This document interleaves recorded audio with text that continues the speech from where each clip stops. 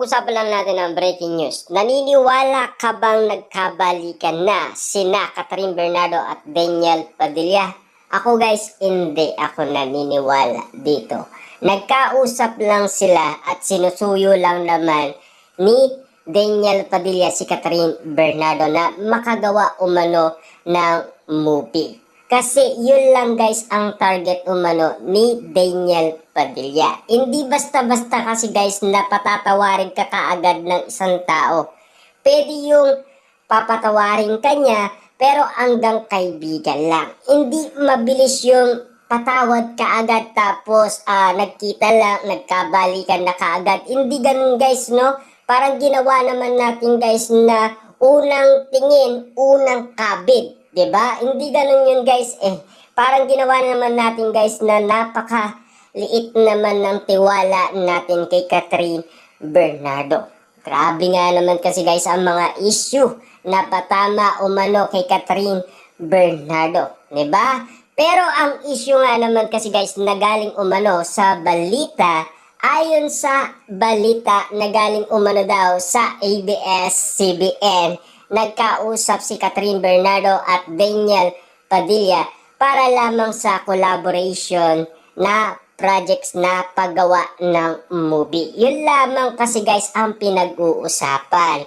Pero napakatindi nga naman kasi guys ng mga issue na talagang pinipilit umano na nagkaayos daw sina Daniel Padilla at Catherine Bernardo. Yun okay pa yun guys naiintindihan natin yun kasi hanggang tropa, hanggang kaibigan na lang si Catherine Bernardo para kay Daniel Padilla dahil wala na daw spark talaga. Wala nang pagmamahal si Catherine Bernardo kay Daniel Padilla.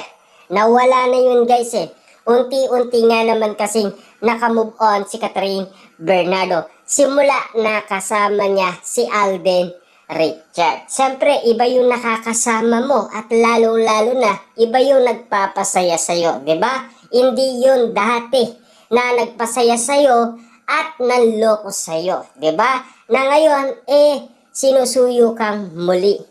Pero naiintindihan naman guys ni Daniel Padilla ang sitwasyon niya ngayon bilang panunuyo umano kay Catherine Bernardo. Kasi alam niya guys na hindi niya mabibigla umano si Catherine Bernardo. Kailangan niyang dumaan sa prosesong ginawa niya noong una. Kung gaano siya kapursigido. Kasi noon kasi guys, nung naligaw itong si Daniel Padilla, ang tiraan niya sa Binangonan, Rizal.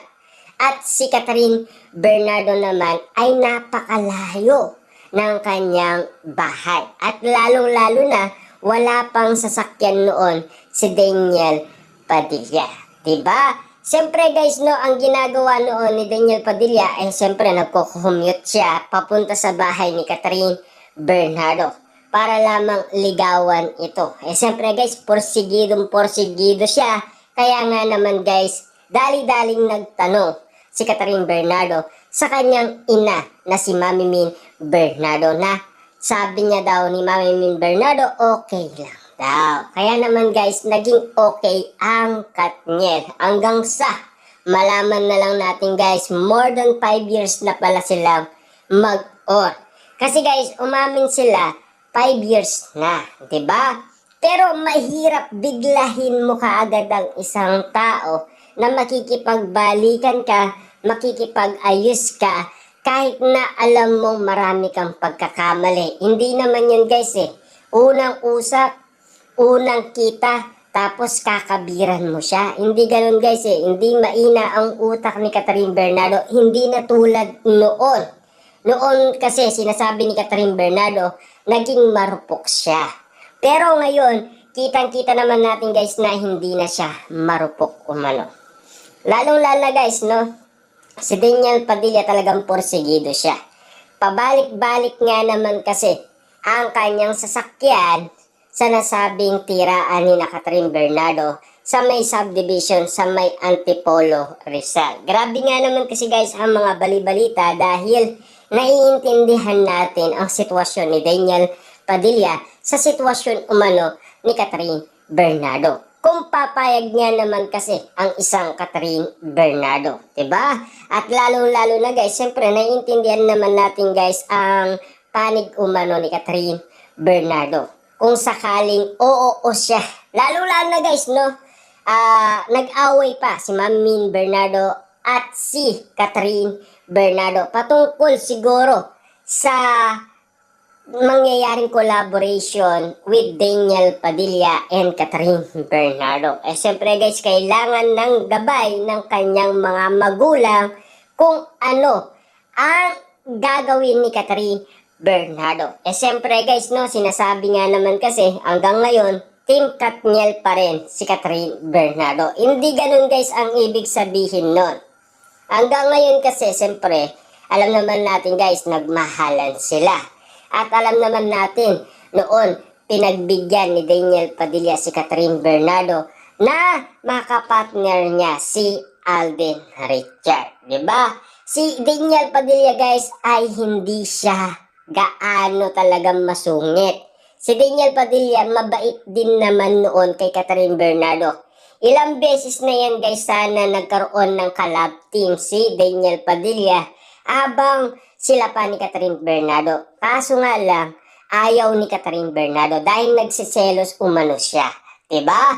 Kaya nga naman guys, pinagbibigyan ni Daniel Padilla ang lahat ng gusto ni Catherine Bernardo. Kaso nga lang guys, no, ngayon mga issue na kumakalat ngayon sa lahat ng social media, medyo kakaiba ang dating sa atin. Parang nagkita lang noon sa Christmas special at meron lang nagtutulay sa Katniel para magkasundo sila. Ang bilis naman guys ng balita, kaagad-agad, 99.9% nagkasundo na daw at nagkabalikan na. Ganun ba talaga guys, karupok umano ang pag-iisip ni Catherine Bernardo? Take note guys hindi na ganun si Catherine Bernardo. Palaban na yata yan, di ba? At lalong-lalo na guys, pinang-aawakan niya na ang kanyang pag-ibig. At lalong-lalo na guys, di ba? Alam niya na kung sino ang karapat-dapat niyang mahalin at kung sino ang dapat niyang pilihin. Pero sa mga issue guys na pinapaliwanag nila sa atin, parang ang bilis naman yata guys ng kabig umano ni Daniel Padilla kay Catherine.